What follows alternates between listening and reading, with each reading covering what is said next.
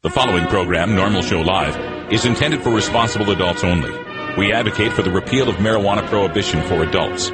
We discuss the science, culture, and controversy about America's marijuana laws.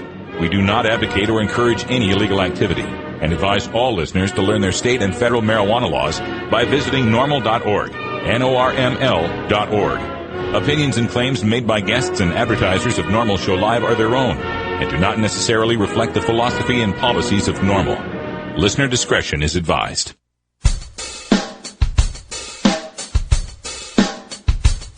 You take a seed, you plant it, you grow it, you dry it, you roll it, you smoke it.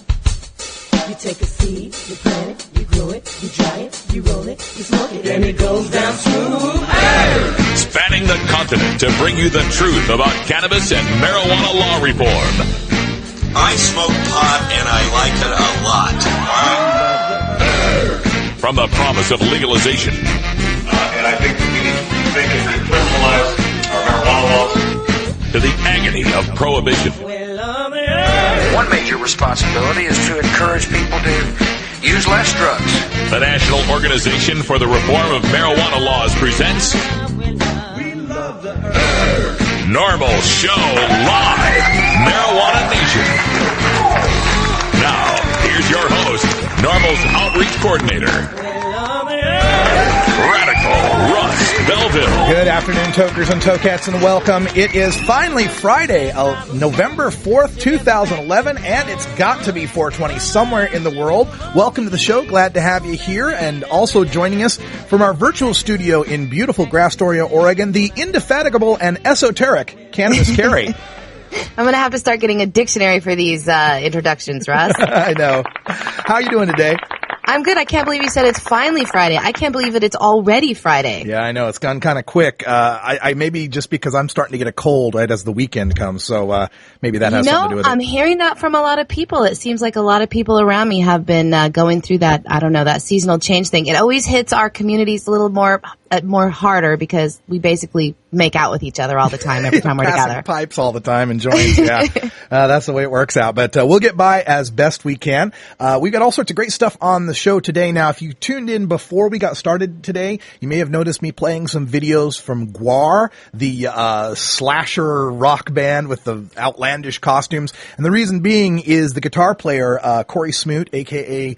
Flatus Maximus, was found dead on their tour bus this morning. And so rest in peace to Corey Smoot and all the fans of GWAR there who are mourning his passage. Today is Rockin' Friday, so we'll be getting to some rock later on today. And on Norml Rocks with Herb Thrasher tonight, he's going to have a little bit of a tribute to GWAR as well, some more of those videos and songs. So check that out. But for today's Rockin' Friday, we've got a really special interview for you today. The band King, K-Y-N-G, is calling in at 20 after to talk about their new album, Trampled Sun, and their new video that's just out, a great metal band out there that's risen through the grassroots. Also, Steve Bloom from Celeb Stoner is going to join us today to talk about the new Harold and Kumar 3D movie and other celebrity entertainment news. But before we get to that, we get the Hemp Headlines with Cannabis Carrie. What's in the news today? Well, today we're going to talk about that reform conference that's going on down in Los Angeles. It still goes on tomorrow, so I'm encouraging people in the Los Angeles area to go in and get themselves educated a little bit. Also, we're going to talk about San Jose. You know, we've been reporting on San Jose's and what they've been trying to do with the dispensaries for years now. I'm going to give you the latest on what the mayor's latest idea is to help pay for this new election. And also, Bonnie Dumanis. Apparently she was a foe, now she's a friend. We're going to talk about that as well. Yeah. And in Montana, I think we're going to go to Montana where we're finding, I don't know, we're going to see what happens in the next election, but people think it might be a tough climb. Yeah, all sorts of interesting news. We have some video on that Bonnie Dumanis thing too, so we'll play that for you. And then at the end of the show, guess what tomorrow is, Carrie? What? Saturday?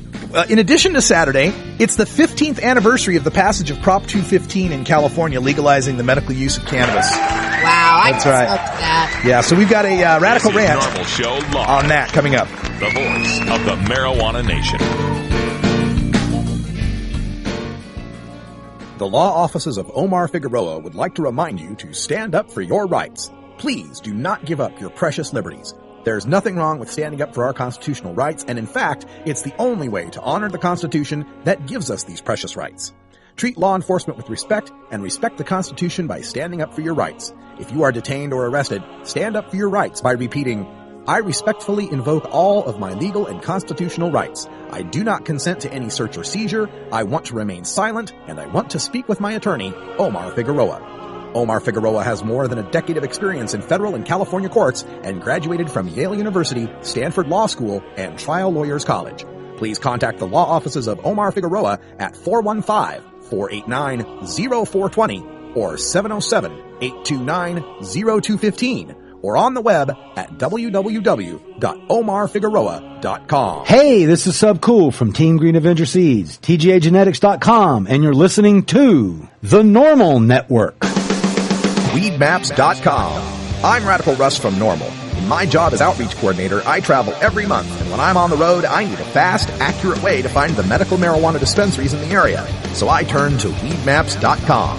Weedmaps.com has the best dispensary locator online or on your mobile device. Search by zip code or let Weedmaps find you, and in seconds you'll have the addresses, phone numbers, and customer service reviews for the medical marijuana dispensaries in the local area. Weedmaps.com also has a section devoted to helping you find a doctor who understands and recommends medical marijuana under your state's law. You can even check prices on the Medical Marijuana Stock Exchange. Coming soon, you'll even be able to find the listings of Norml attorneys and chapters, local head shops and grow shops, and the best weed-friendly businesses. Weedmaps.com has the information you need to be an informed cannabis consumer.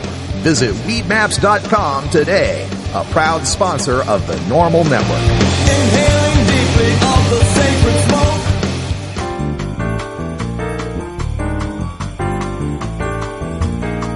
Medical marijuana, industrial hemp, consumer cannabis. It's time for this week's Norml News with Cannabis Carrie. The district attorney in Southern California, who has been an opponent to medical marijuana advocates for years, is now running for the mayor of San Diego. But it seems that she may be evolving her position on medical marijuana, and she felt the need to release a statement this week to clarify her position on medical marijuana. In her statement to the voters, she tells them that people are often surprised when she tells them that, quote, I absolutely support the legitimate legal use of marijuana for medicinal purposes. She says that despite her record of support for many years, people have been falsely led to believe that she is a medical marijuana opponent. She wants you to know that she is not what news stories have labeled her as, an opponent. She also claims that under her direction as the district attorney, she never prosecuted a legitimate patient for simply possessing marijuana. It's all in the details. She also said that her specific role as the DA was to enforce the law, that she never went out and made arrests or targeted specific dispensaries to shut down. She said that she is only after, quote, drug dealers hiding behind Proposition 215 to sell marijuana for profit to people who don't need it for medical reasons, selling to our children, and even selling to people who have prescriptions in the names of their pets, unquote.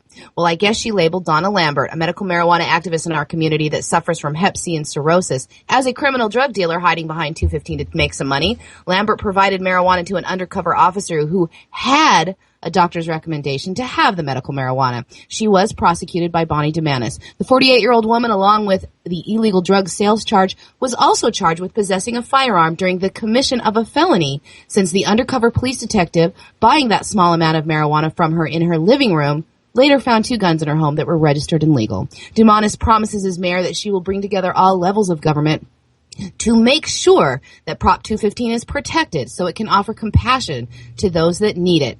Well, it may be a hard sell to those legitimate patients and businessmen that have been being dragged through the courts on her watch. So, Russ, what do you have to say about this turnaround? Have we wrongly labeled San Diego's district attorney as a medical marijuana opponent? La la la la la la la la la. Oh, I'm sorry. I was just singing some Simon and Garfunkel. Yeah. Let's see. Bonnie DeManis. Well, let's go to the videotape here. We've got some from her on KUSI News here. Video on her understanding of marijuana. Let me play a little bit of this for you. Make sure that the sound is up on that so you can hear it. Okay. Here we go. Landed her in some big legal trouble.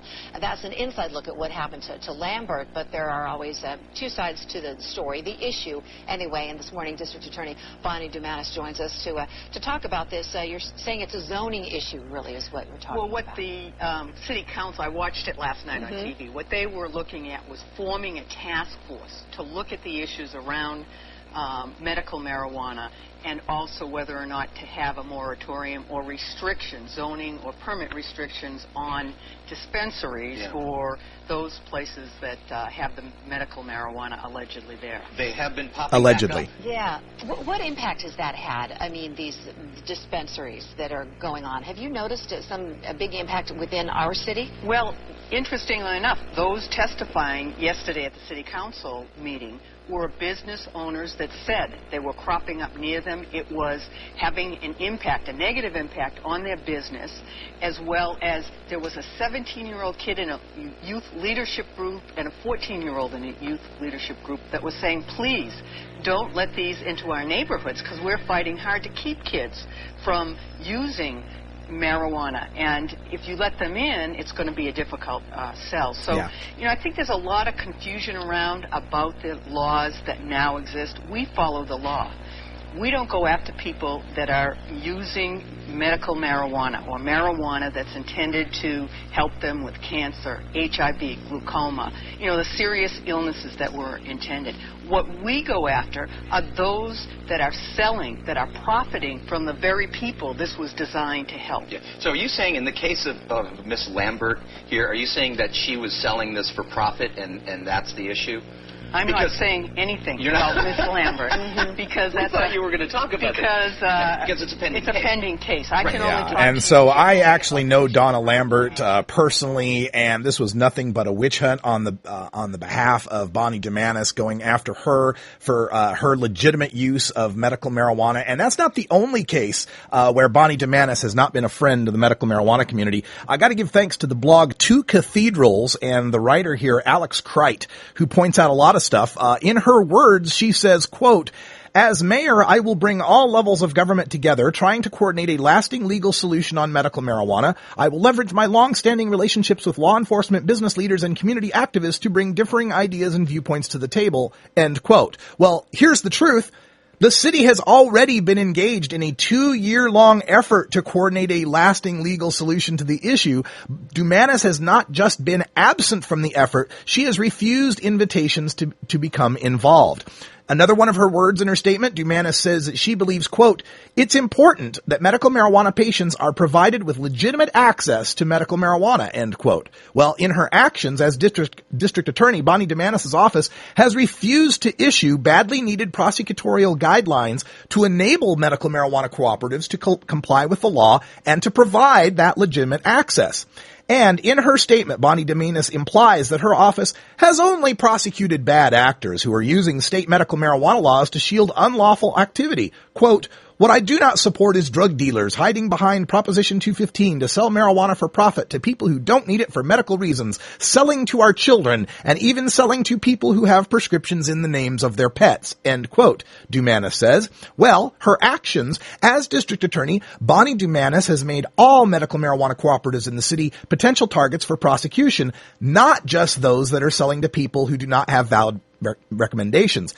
On September 10th, 2009, for example, DeMannis said, quote, "There is no such thing right now as a legitimate medical marijuana dispensary," end quote, in San Diego.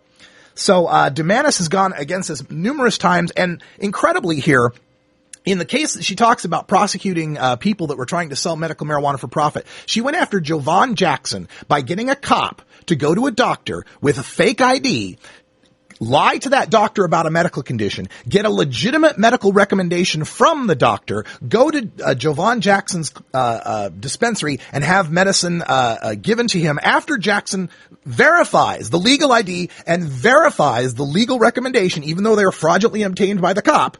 And then she prosecutes him. And when she takes Jackson to court and a jury refuses to convict him because they believe that she was interpreting the Compassionate Use Act and SB 420 far too restrictively, she went out and got another cop with another recommendation, with another fake ID to go to Jackson's dispensary in the hopes that this time when she busts him, she would get a different judge. And she did. She managed to get a different judge who refused to allow Jovan Jackson to testify that his use of marijuana was medical. So you cannot convince me that Bonnie DeMannis is anything but trying to win votes in her mayoral election in San Diego. She is not a friend to medical marijuana.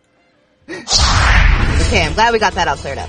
Well, yesterday, Republican presidential hopeful Gary Johnson made a political stop at the International Drug Policy Reform Conference that is being held in downtown Los Angeles this week. Now, that isn't a typical speaking and engagement for politicians, but Johnson has been supportive of the cannabis community for years. Before he had even announced his intention to seek the highest office in the land, he was the keynote speaker at the 2010 National Norml Conference in Portland.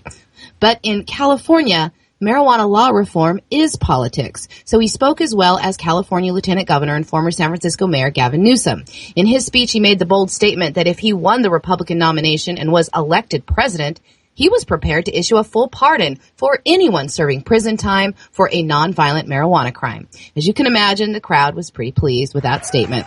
Of course, this isn't surprising news considering that the one-time New Mexico governor has been calling for the legalization of marijuana since 1999 when he was serving his second term. But it does make him stand out in the crowded Republican field of hopefuls, where on the other side, we have Newt Gingrich, who advocated for a dealer death importer bill that would have included any illicit drug substance quantity over 2 ounces.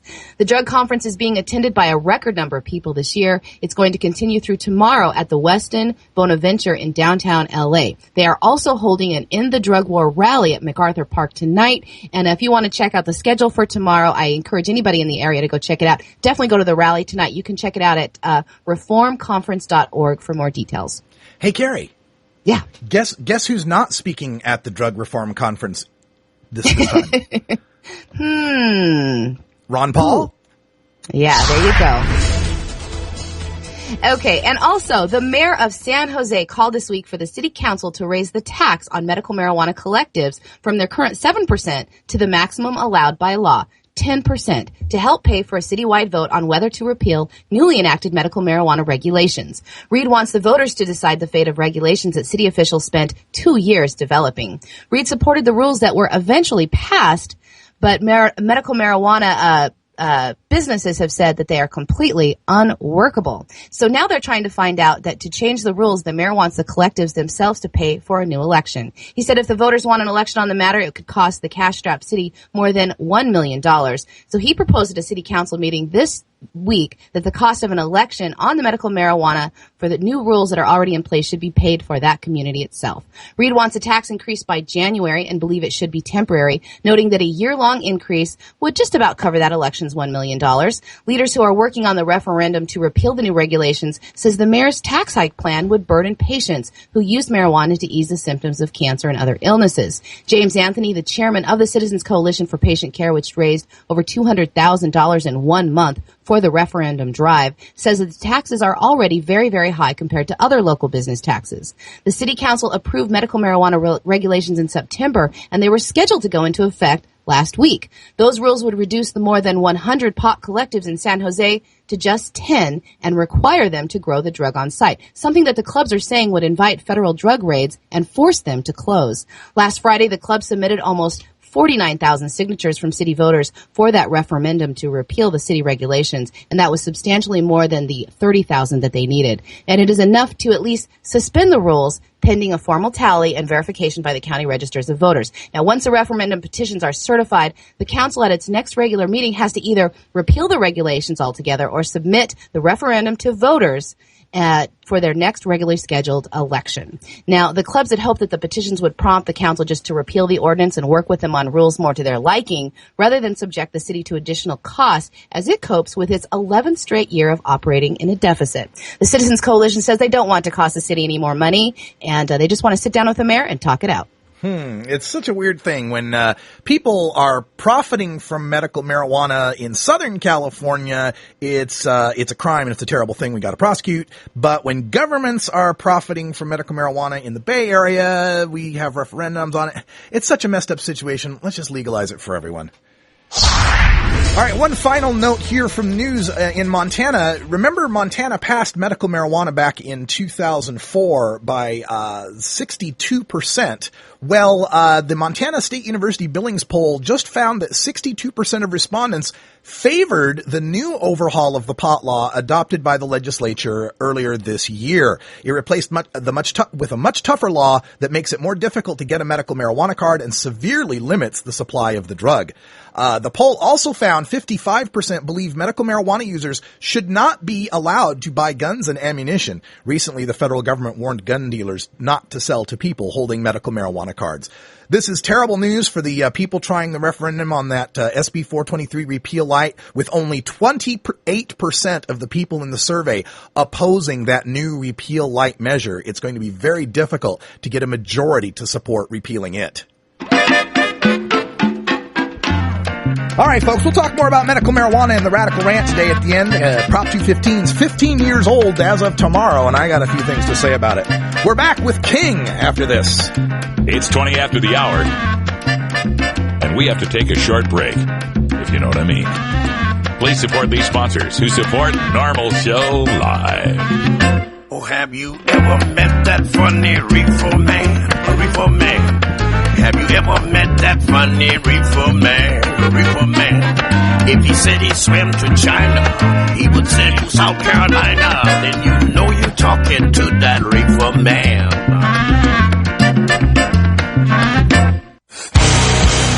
Starfish Designs, makers of the original Gandalf. I'm Radical Russ, and when I want to relax, I always have my 17-inch long original Gandalf from Starfish Designs nearby. The hand-blown borosilicate glass is strong and easy to clean, and the design is sleek and sophisticated. Starfish Designs are available from Bend, Oregon at a glass retailer near you. For locations, call 541-788-GLASS. That's 541-788-4527. You're listening to our daily Toker Tunes on Norml Show Live. Did somebody say science? Norml stands for Responsible Adult Cannabis Use. If cannabis use is causing problems in your life, consider taking a break or seeking medical assistance. Consider ceasing cannabis use if you have a family history of mental illness. Don't drive or operate heavy machinery while impaired by cannabis use. Cannabis use is not without risks, even though the risks are far less than those posed by legal drugs. We're joined also by Barry McCaffrey, General Barry McCaffrey, I should say, retired general, military analyst at NBC, and most importantly for this conversation, former National Drug Policy Director, very familiar with this conversation. Norml Show Live, where the truth about marijuana gets more than a minute to speak. General, I'm going to begin with you.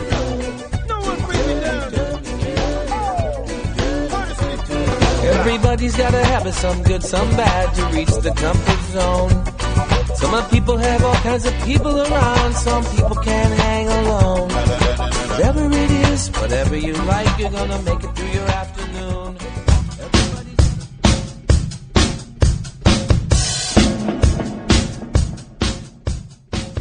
It's time for your daily Toker Tunes, the best in 420 friendly music from all genres that uplifts, entertains, and informs the public. Today, we take you into the weekend with Rockin' Friday. Our segment features the best of rock, metal, punk, and jam band music. If you'd like to submit your song to be played on Norml Show Live, send it to us at stash@norml.org. Now here's some more great independent marijuana music for today's Daily Toker Tune. All right, welcome back to the show, everyone. Rockin' Friday here, and we're waiting for a call from Tony Castaneda from the band King. You can find them on kingband.com. That's KYNG band.com. A three-piece band featuring Eddie Veliz on guitars and vocals, Tony Castaneda on bass and vocals, and Peppy Clark on drums and percussion. They're part of the Metal Blade Records family that has been so gracious to us here at Norml Rocks and at Norml Show Live in giving us full reign to play anything off of the Metal Blades catalog. We're very, very excited about that. Their new album, Trampled Sun, is out right now. It came out on September 27th, 2011, featuring the song that we're going to play here, as well as another song, Trails in Veins. We encourage everyone to check it out at kingband.com. You can also find them at King Rocks out there on Facebook. Again, it's KYNG. We're just going to go into the video for you. This is King with their new video, Falling Down, exclusively here on your Rockin' Friday. Check out more King tonight on Norml Rocks with Herb Thrasher.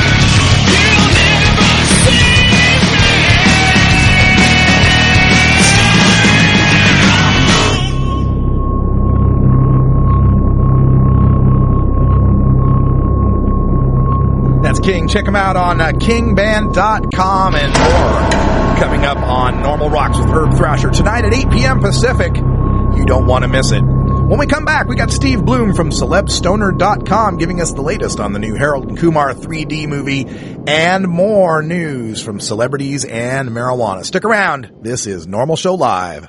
You want a copy of that song for your iPod? Check out the Daily Toker Tunes at the Stash blog by surfing to stash.norml.org and choosing Media and then Toker Tunes from the main menu. Marijuana and alcohol are the two most popular recreational drugs in America. Marijuana smoking is non-toxic, relatively safe, and has a low risk of dependence. Alcohol drinking is potentially fatal, dangerous to society, and is quite addictive.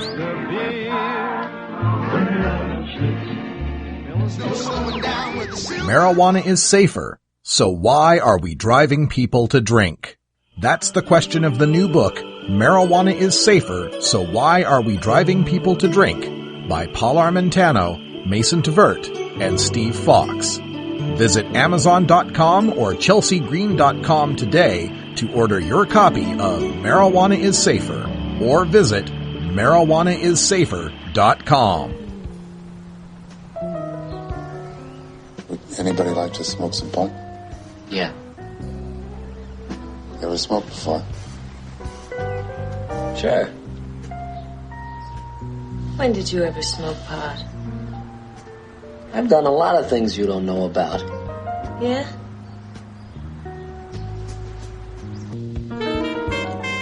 I won't go schizo, will I?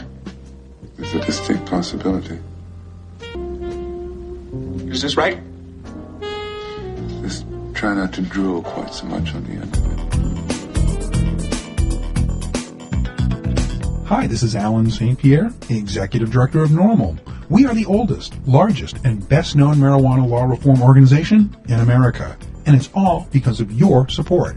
Take some time to join Norml at www.norml.org. Your membership supports this podcast, our websites, our policy research and analysis, and our annual conferences.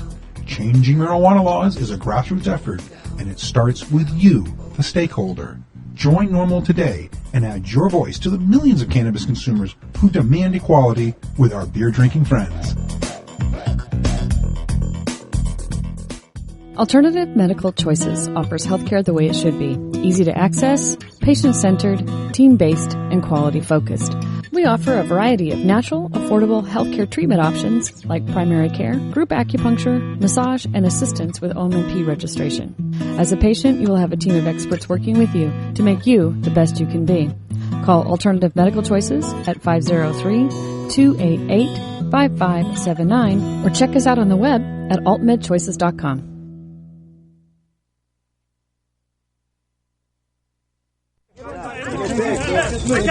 Everyone move. When it gets to start nice. Marijuana culture is infused throughout America and the world. As we round out the week, we take a look at the 420 phenomenon in movies, TV, music, and sports with former High Times editor and author of Pot Culture, Steve Bloom, in our celebstoner.com entertainment news. Hey, Steve, how you doing? Hey, Russ, how are you, man? I'm doing great. Weather's getting kind of snowy out there. Are you buried? Oh, it's not snowing now. It's beautiful, actually. And actually, it's warming up over the next few days. But we did have a little freak storm last Friday and Saturday, it was a very wet snow, so it kind of like weighed down some trees and knocked down some branches and closed the park for a little while, but it's back to sort of in the 50s. It's nice. All right. Well, getting this entertainment report underway, of course, the big story coming up for the weekend entertainment-wise would be the new Harold and Kumar movie in 3D.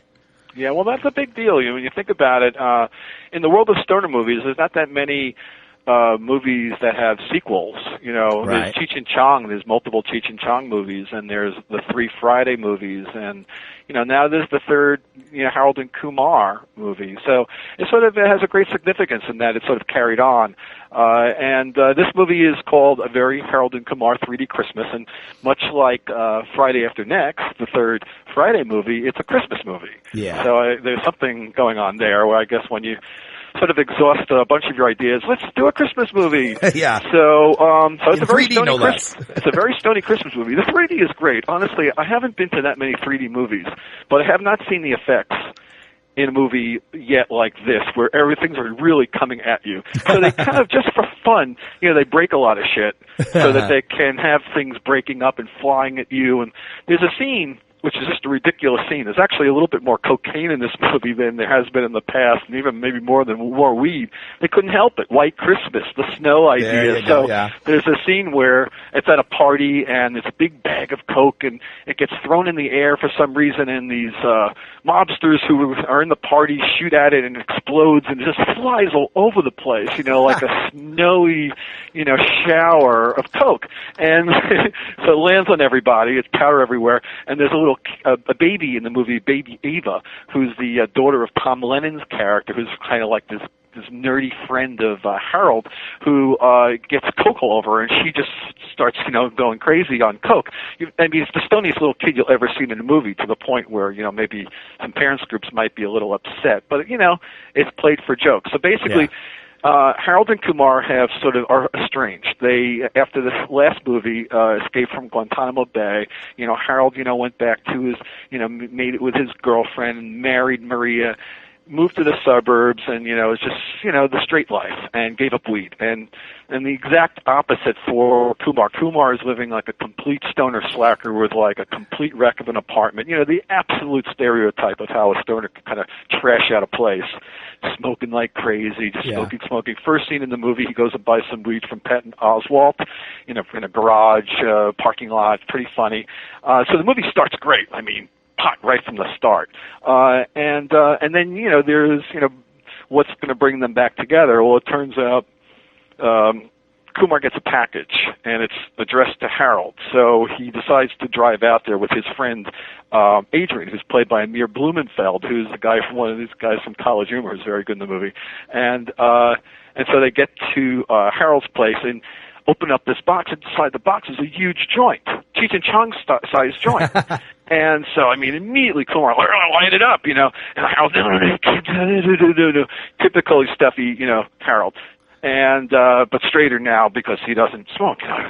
Anyway, he lights it up, and Harold takes it, throws it out the window, and it causes a fire, and it burns up this Christmas tree that was given to him, a special tree from his Mexican father-in-law, who's played by Danny Trejo. It's very funny. And yeah, for people that don't know, Danny Trejo's that big Indian Mexican guy who's the badass with the big chest tattoo, right?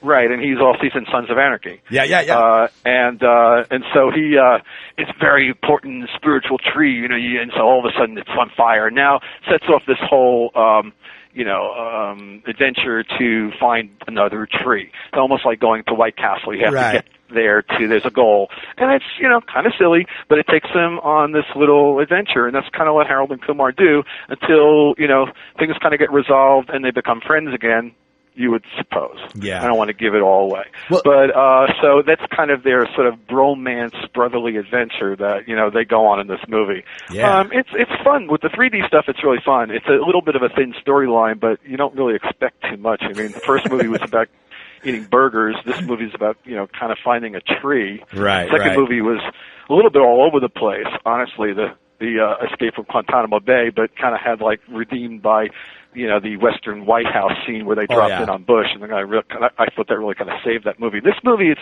a little bit sort of across the board, just kind of, you know, good from beginning to end, whereas the last movie I thought had a really good last third that kind of saved the movie. And so, you know, and with the 3D stuff, you know, I think Sterner's going to have a lot of fun. So, you know, hit a few bowls and you go in there and watch this movie because you're not going to get the 3D effects at home. Right on. That sounds... Gentlemen, start your engines. It's going to be a bumpy fucking ride. And of course, Neil Patrick Harris in the movie too, right? Yes, he is, and he's on crack. So and he's into women. So, you know, he's uncracking into women. So he's playing against type, I think. Yeah. And he does a great song and dance because, you know, now he's, you know, this Broadway song and dance guy. Sure. In the last few years. You know, suddenly, you know, that's a part of his personality that's come out. So, you know, they have him doing like a whole, you know, Christmas medley with Harold and Kumar as like in the March of the Wooden Soldiers sort of characters, which you might have seen some of the photos where they kind of get drawn in like, it's just so silly. They just kind of get, oh, we need you guys, boom, they grab them. Next thing you know, they're dressed up as wooden soldiers. And then they run into him again, Neil Patrick Harris, who supposedly died at the end of the second movie. You know, it's like, what are you doing here? So there's some kind of convenient answer as to how he survived. And he's really not in the movie very long. And then he has a little like, I'll see you in the fourth. You know, like, as if there will be one. Right on. And you have another story up there too about actor Cal Penn loves playing Stony Kumar. What did Penn say about the role? Well, you know, he likes to basically be coy and say, you know, Kumar's a lot cooler than he is. I'm not like Kumar. And, you know, I've had this sort of issue with Cal Penn over that because, you know, Cal, you know, has worked for the White House and, you know, he's sort of gone another direction and then comes back to do a stoner movie, kind of stoner movie, White House stoner movie. Yeah. And it's sort of like, in his, you know, track record right now. And so, but he's, you know, he's very coy about his use. So, you know, when I first met him, when I was working at High Times and the first movie came out, he came up to the office and we did a great photo shoot with lots of weed, but he wouldn't smoke. And he said he didn't even need burgers. He was vegetarian. It was kind of funny, you know, okay, here's a guy who is like in the burger weed movie and doesn't do either. Yeah. So, and we really went out of our way. We styled out. I don't know if you've ever seen the photo of Cal holding the tray, the White Castle tray, and everything was doctored up to look like all wheat stuff and with buds coming out of everywhere. And he was really gung-ho. And then he comes to the Stony Awards the next year that I was running in New York, and him and his director, and Cal comes up and he says, you remember I told you, you know, I didn't smoke pot? Well, I am now. And it's like, okay, here's some joints. So it's like Cal was cool then, but then he kind of pulled back again. He even got mad at me for putting him in my pop culture book because he was sort of pushing Obama, and he felt like that was going to harm him somehow or other. And so he's always dodging around. You never know like where he stands, but he's such a great stoner character. Right. And that was what we wrote in the pop culture. The interview was playing a stoner. Yeah. He's a great, whether he's a stoner or not. He's a great actor. Great stoner. He's just one of the great stoners of all time. He's so much fun in the movie. He's, again, kind of like Tommy Chong's character in Cheech and Chong, where he's so always pushing the limit and getting into trouble. You know, the whole fun dynamic of him and Kumar is just he's always getting Kumar into trouble. Like, he's always getting Harold into trouble. You know, the stoner, you know, instigator. Yeah. Well, he's great at it. Looking out on the celebstoner.com website, of course, one of the things everyone looks forward to is the top celeb stoners that your readers vote for. And we're usually talking about musicians or actors or something. But this time we've got Representative Barney Frank from Massachusetts. Well, remember, you know, this is a vote. You know, I only put up the 6 names. You know, so there's 6 names every month or 2, however long it takes to, you know, determine, you know, just however many votes we want to let it go. This one I let the vote go for a while because I was curious because he beat Justin Timberlake. Wow. You know, it's like, okay, well, Justin Timberlake is not the number one stoner out there, but he has been saying some things in support, and I think people are recognizing that. But, you know, I was a little surprised, but that's kind of a good sign that the readership of the site is very political. And we're in a very political time, as you know, with all the occupation stuff going on and all of the stuff that's going on in our movement, you know, as far as us, you know, working so hard to try and change the laws and trying to take advantage of every opportunity or try to, you know, go up against, you know, the negative stuff that's been happening in California and coming out of the White House, you know, so just sort of moving in that direction.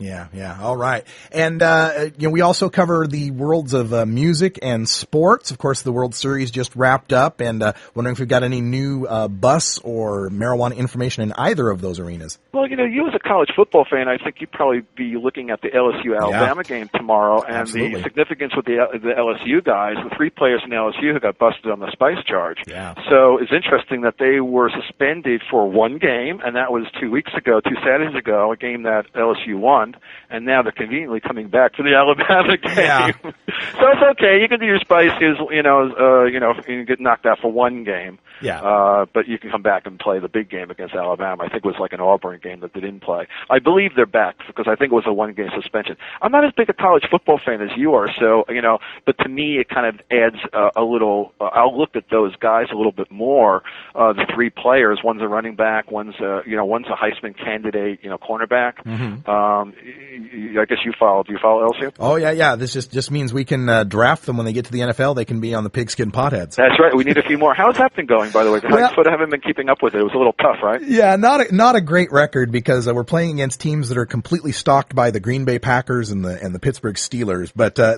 they've been in the 60 to 80 points a game range, so not bad in most fantasy leagues, but certainly not a superstar team. A lot of that is Michael Vick's fault, I got to say. Yeah, and we got no running backs whatsoever. And also, like Santonio Holmes is having a little bit of a down season for the Jets, and even there's been a little complaints in New York that he's like they're not throwing me the ball enough, and and I think the Jets will start breaking him out a little bit more. I think they're trying to throw the ball a little bit more to Plaxico to make him happy. They got Plaxico. Plaxico probably belongs on the team just in general. Yeah, I know. I kept scouring through the Celebstoner archives. Didn't Plaxico get busted for weed? I didn't include Plaxico because it wasn't a drug bust; it was a gun bust. I don't usually cover gun busts so much.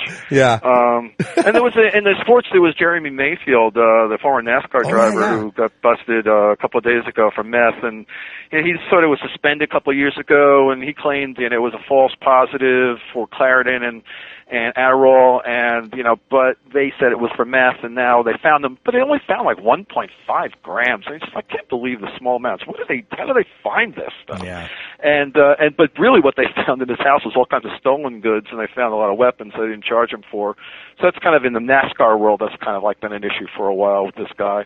So he got busted. And also we had a baseball player, got busted for pot down in, recently down in Florida, Schaefer, the guy from Stoney Schaefer? Yeah. Stoney Schaefer. So there's actually up to 59 celebrity busts this year now. It's like maybe I wasn't as, painstaking in the past to make sure I covered everyone. Maybe I've missed a few, but in the last few years we never had that many at this point. So I'm kind of guessing there's an average of 6 a month now. So I'm guessing they'll be over 70. Last year I only clocked in around 40. Yeah. So it's a big jump. Yeah, it is. Well, we got to wrap things up here. So before we go, are you headed out to any events that we need to know about, or any new promotions we should tell people? You make me feel bad when I don't have anything that I'm doing, but it's sort of wintertime. Hey, how come you're not down in L.A. for the BPA conference? No money, man. I'm off to Atlanta next weekend though for the Cannabis Jam down there in Georgia. Oh yeah, I haven't heard about that. What's that? Yeah, it's. I think it's a new event. It's noon to 10 Saturday, the 12th. And what, a bunch of bands and stuff? Yeah, they got a bunch of bands lined up, a bunch of speakers, myself included. There was a website for it, but it escapes me right off the top of my head. But if I look up Cannabis Jam, I'll find it? Yeah, Cannabis Jam, Atlanta, Georgia. Yeah, you should find it.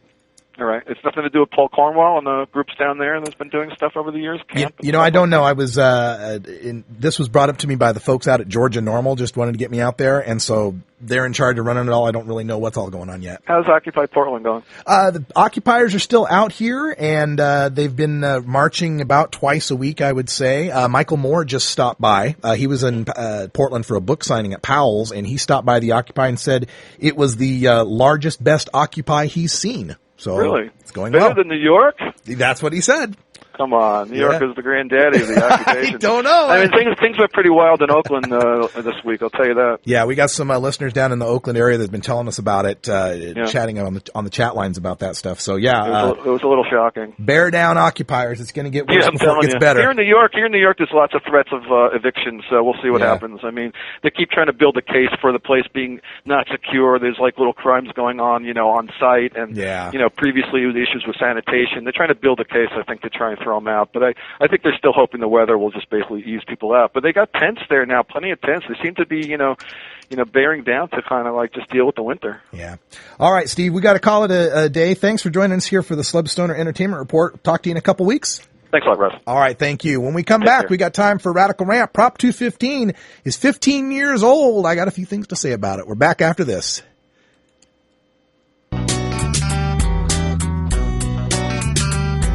Look, I When I was a kid, I inhaled frequently. That was the point. Remember, Mr. President, you once were just one bust away from being Barry the drug criminal.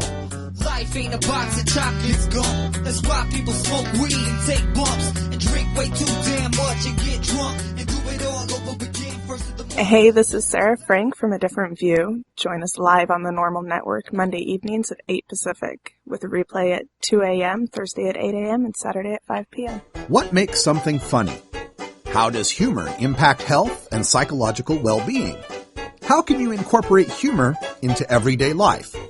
A concise, reader-friendly introduction to an important but often underappreciated topic in modern psychology, Humor 101 explains the role of comedy, jokes, and wit in the sciences and discusses why they are so important to understand. Psychology professor Dr. Mitch Earlywine draws from his personal experiences in stand-up comedy to focus on how humor can regulate emotion, reduce anxiety, and diffuse tense situations, expose pretensions, build personal relationships, and much more. He irreverently debunks the pseudoscience on the topic of humor and leaves readers not only funnier, but better informed. It's part of the Psych 101 series from Springer Publishing, Humor 101 by Dr. Mitch Earlywine, Ph.D. You want answers? I'm as mad as hell, and I'm not going to take this anymore. You want answers? You have offended my family. I think I'm entitled. You want answers? I want the truth. And you have offended a Shaolin temple. You can't handle the truth. Surely you can't be serious. I am serious. And don't call me Shirley. Radical rant. Medical marijuana turns 15 years old, but has it reached its zenith? Tomorrow, November 5th, 2011, marks the 15th anniversary of California's passage of Prop 215, the Compassionate Use Act. The act was passed with 55.58% of the vote and remains the greatest achievement in marijuana law reform in the war on drugs era. The successes of Prop 215 are well documented. 2 years following its passage, the rest of the West Coast and Alaska passed their own medical marijuana initiatives, with close to equal or greater support than California voters gave Prop 215. The next decade saw 12 more states and the District of Columbia passing medical marijuana laws, with 7 of those states doing so through the legislature. 5 of the citizen initiatives topped 60% support. As states passed medical marijuana, some added more conditions for qualification, some legislated dispensary operations, and the most recent have instituted protections for the rights of patients to drive, work, have a home, get an organ transplant, and raise their kids. In some ways, medical marijuana has improved in 15 years. But a closer examination reveals a reform strategy that has stalled out and may even be in decline. The last election saw Oregon fail to pass a dispensary measure for the second time with about the same support after 6 years. South Dakota defeated medical marijuana with only 36% support, a drop of 12 points since they tried in 2006. Arizona only barely passed medical marijuana with a 50.13% of support when they had previously seen 65% in 1996 and 64% in a 1998 referendum. Now, both those 1990 Arizona acts were invalidated. Indeed, when the national polls show a stalling on the medical marijuana issue as well. When Gallup asked about support for medical marijuana and legalized marijuana in 1999, support was 73% for medical and 29% for legalization. We assume that someone who supports legalization for healthy people probably supports legalization for sick people too, so that means 44% of those polled only support medical marijuana, not legalization.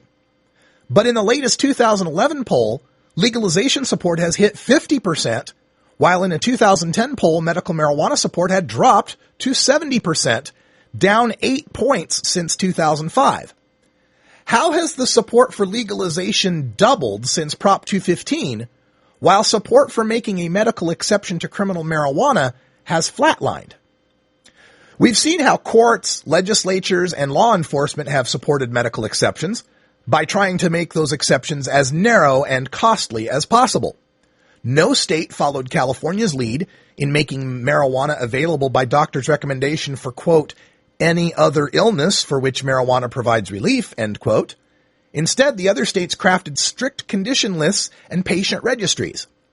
The West Coast standard of a dozen or more homegrown plants became 3 to 6 plants, or no home growing at all. The precedent of a half pound or more of usable medicine became 1 or 2 ounces, tracked to the gram and filmed at all times. Courts all across the Ninth Circuit have ruled that medical marijuana use does not protect patients from job discrimination, and patients still experience housing, child custody, and medical procedure discrimination on a daily basis. Oregon legislators proclaimed the medical marijuana program rife with abuse on the sole evidence that 50,000 patients had signed on. So they doubled the mandatory registry fee, which works out to being 10 times greater if you're poor and previously got a discounted fee. And they did this, and they explicitly said they were doing this to reduce the medical marijuana registry numbers. Oregon sheriffs are in agreement with the ATF that patients have no Second Amendment rights. Colorado legislators passed a series of medical marijuana business regulations making it more difficult and expensive to operate a dispensary than a liquor store, and impossible to be a personal caregiver who just supplies marijuana to a patient. Montana outright repealed medical marijuana, saved only by a governor's veto, only to enact strict new regulations to decimate the medical marijuana program. California localities continued to restrict dispensary operations. Washington's governor vetoed a dispensary measure. Arizona's governor is stonewalling implementation of dispensaries. Alaska, Maine, Nevada, and Vermont still have fewer than 1,000 protected patients each. New Jersey and the District of Columbia leaders are dragging their feet and haven't even implemented their programs after more than 18 months. The basis of medical marijuana restrictions and discrimination depends on a federal Schedule I designation that defines the use of cannabis by healthy people as a criminal act. These restrictions, these dropping poll numbers, and these failing medical marijuana initiatives indicate a substantial proportion of the American public believe compassionate use is just a ruse. I believe that there are 3 basic stands on medical marijuana among the voters who are not personally invested in the issue. Stand number 1. The people who believe pot smoking is evil and will never support anyone using it for any reason. Let's call them the prohibitionists.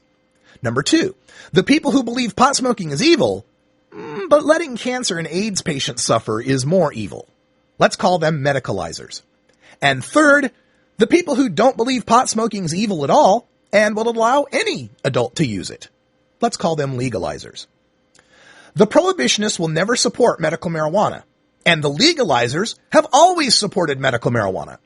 So the fate of any medical marijuana proposal rests on whether or not a coalition of legalizers and medicalizers can form a majority. Over the past 15 years, forming that majority has required more restrictive definitions of medical marijuana to assuage the medicalizers who increasingly think evil pot smokers are getting through the loopholes. Worse, forming that coalition requires legalizers to tacitly agree that healthy pot smoking is evil. When medical marijuana began in the 90s, the rallying cry was, if there's going to be a war on drugs, let's get the sick and dying off the battlefield. Well, if that's the case, why do we continue to see a rise in casualties on the battlefield? Even in medical marijuana states, annual arrests of cannabis consumers continue to rise. All medical marijuana has done for marijuana convicts is improve their population's average level of health in 16 states. Medical marijuana started as a revitalization of marijuana activism, but I believe it has reached a point where any future medical marijuana laws will have to be increasingly restrictive. And the near future holds DEA rescheduling of plant THC for use by Big Pharma in devices that will provide all the medical relief without the high, which will cleave away some of the medicalizers from further reforms.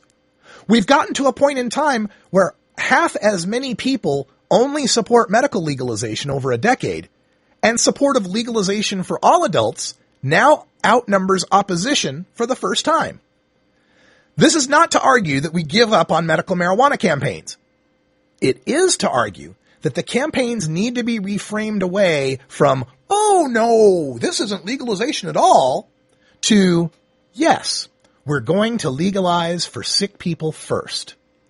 Until marijuana is supported as a good thing for all and not an evil thing we allow medical exceptions for, medical marijuana patients will remain in second-class citizenship and healthy marijuana smokers will remain behind bars. And that's all we got here for our Norml Show Live daily, the Radical Rant. Sorry about that. Got a little confused with the Libra meter there. Again, don't give up on medical marijuana. It's not to say medical marijuana is wrong. I just think politically speaking, it may have gone as far as it can go. The time is now to support legalization for all people. When everybody can have marijuana legally, healthy people will be able to get all they need. When everyone can have marijuana legally, healthy people won't have to be discriminated against, and sick people won't have to jump through a bunch of hoops. Medicalizers, we were behind you in the 90s and the 2000s, fighting for your initiatives that didn't help us. It's time for you to get behind the legalization initiatives that will help all of us.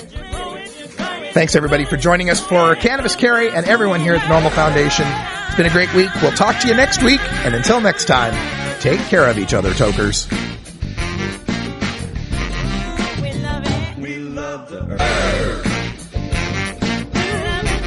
This is Norml Show Live, the voice of the Marijuana Nation. Take it out one more time. You take a seed, you plant it, you grow it, you dry it, you roll it, you smoke it. You take a seed, you plant it, you grow it, you dry it, you roll it, you smoke it. You take a seed, you plant it, you grow it, you dry it, you roll it, you smoke it, and it goes down smooth.